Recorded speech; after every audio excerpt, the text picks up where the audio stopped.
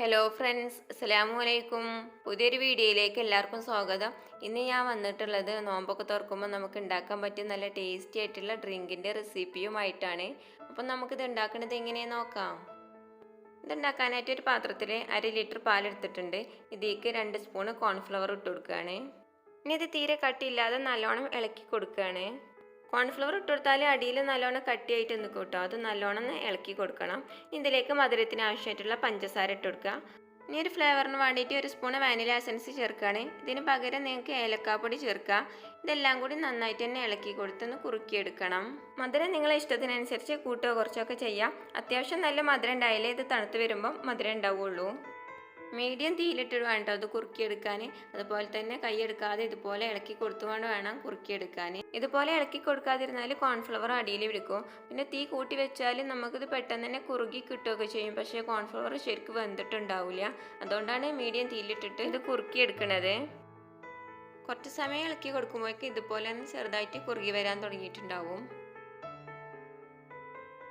ഈ ഒരു കട്ടിയാകുമ്പോൾ നമുക്ക് തീ ഓഫാക്കാം. എന്നിട്ട് തണുക്കാനായിട്ട് മാറ്റി വെക്കണം. തണുക്കുമ്പോൾ ഒന്നും കൂടെ ഇതിനേക്കാളെ കട്ടിയാവും. കോൺഫ്ലവറിൻ്റെ മിക്സ് തണുക്കുന്ന സമയം കൊണ്ട് നമുക്ക് ഇതിലേക്കുള്ള സേമിയ ഒന്ന് വേവിച്ചെടുക്കാം. അപ്പോൾ ഈ ഒരു വലിപ്പത്തിലുള്ള സേമിയ കേട്ടോ, ഒരു അരപ്പിടി സേമിയ എടുത്തുക്കണേ. സേമിയ നിങ്ങൾക്ക് ഇതിനേക്കാളെ വേണ്ടതെങ്കിൽ കുറച്ചും കൂടെ ചേർക്കാം. കുറേ അധികം ചേർക്കണ്ട. അധികം ചേർത്താൽ നമ്മളെ ഡ്രിങ്ക് നല്ല കട്ടിയായി പോവും.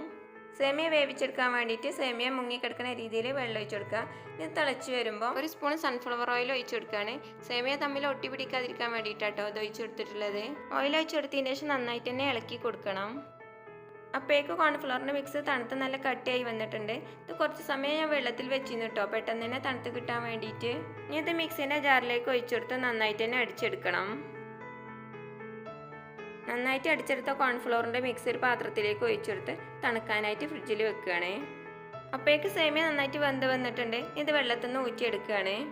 ഊറ്റി വെച്ച സേമിയൻ്റെ മുകളിൽ കൂടെ 2 ഗ്ലാസ് പച്ചവെള്ളം ഒഴിച്ചു കൊടുക്കുകയാണ്. ഇത് തമ്മിൽ ഒട്ടിപ്പിടിക്കാതിരിക്കാൻ വേണ്ടിയിട്ടാട്ടോ അങ്ങനെ ചെയ്യുന്നത്.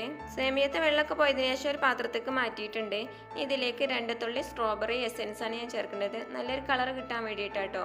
ഇങ്ങനെ ചെയ്യണം നിർബന്ധമൊന്നുമില്ല. കാണാൻ നല്ലൊരു ഭംഗി കിട്ടാൻ വേണ്ടിയിട്ട് മാത്രമാണ് ഞാൻ അങ്ങനെ ചെയ്തത്. ഇത് ചേർത്തെടുത്ത് നന്നായിട്ട് തന്നെ ഒന്ന് ഇളക്കി കൊടുക്കുക. ഈ സ്ട്രോബെറി മിൽക്ക് മിക്സിന് പകരം നിങ്ങൾക്ക് പിസ്ത എസൻസോ ബദാം മിൽക്ക് മിക്സോ ഒക്കെ ഒഴിച്ചു കൊടുക്കുക. ഞാൻ ഈ ഒരു കളറിലാട്ടാക്കിയിട്ടുള്ളത്. നിങ്ങൾക്ക് ഇതിനേക്കാളും കളർ ആക്കണം എന്നുണ്ടെങ്കിൽ കുറച്ചും കൂടെ സ്ട്രോബെറി എസൻസ് ഇട്ടിച്ചെടുത്താൽ മതി. ഇനി സേമിയയിൽ മധുരം കിട്ടാൻ വേണ്ടിയിട്ട് 1 സ്പൂൺ മിൽക്ക് മെയ്ഡ് ചേർക്കുകയാണ്. ഇതിന് പകരം നിങ്ങൾക്ക് പഞ്ചസാര ചേർക്കാം. നമ്മൾ സേമിയ വേവിച്ചപ്പോൾ പഞ്ചസാര ഒന്നും ചേർത്തില്ലായിരുന്നല്ലോ, അതുകൊണ്ടാട്ടോ ഇപ്പോൾ ചേർത്തത്.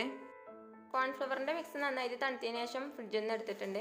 ഇതൊന്ന് ഇളക്കി കൊടുത്തതിന് ശേഷം നമ്മൾ വേവിച്ച് വെച്ച സേമിയ ഇട്ടെടുത്ത് നന്നായിട്ട് തന്നെ ഇളക്കി കൊടുക്കുകയാണ്. സേമിയ ചേർത്ത് നന്നായിട്ട് ഇളക്കിയതിന് ശേഷം അതിലേക്ക് കുറച്ച് ഫ്രൂട്ട്സ് ചെറുതായി കട്ട് ചെയ്ത് ഇട്ട് കൊടുക്കുകയാണ്.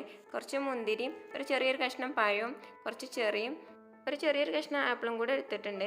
ഇതെല്ലാം കൂടി ചേർത്തതിന് ശേഷം നന്നായിട്ട് തന്നെ ഇളക്കി കൊടുക്കുക. അപ്പോൾ ഫ്രൂട്ട്സൊക്കെ നിങ്ങളെ ഇഷ്ടത്തിനനുസരിച്ച് കൂട്ടോ കുറച്ചൊക്കെ ചേർക്കുക. നിങ്ങൾക്ക് ഇഷ്ടമുള്ള ഫ്രൂട്ട്സൊക്കെ ഇനിയും ഇതിലേക്ക് ചേർത്ത് കൊടുക്കുക. ഫ്രൂട്ട്സും കൂടെ ചേർത്ത് ഇളക്കി കൊടുത്താൽ നമ്മളെ ഡ്രിങ്ക് ഇവിടെ റെഡിയായി. അപ്പോൾ നിങ്ങളെല്ലാവരും ഇതുപോലെ ഒന്ന് ഉണ്ടാക്കി നോക്കിയിട്ട് അഭിപ്രായങ്ങൾ കമൻറ്റ് ബോക്സിലൂടെ അറിയിക്കുക. നിങ്ങൾക്ക് എൻ്റെ റെസിപ്പി ഇഷ്ടപ്പെട്ടാൽ സബ്സ്ക്രൈബ് ചെയ്യുക, ലൈക്ക് ചെയ്യുക, നിങ്ങളുടെ ഫ്രണ്ട്സിനും ഫാമിലിക്കും കൂടി ഷെയർ ചെയ്ത് കൊടുത്ത് സപ്പോർട്ട് ചെയ്യുക.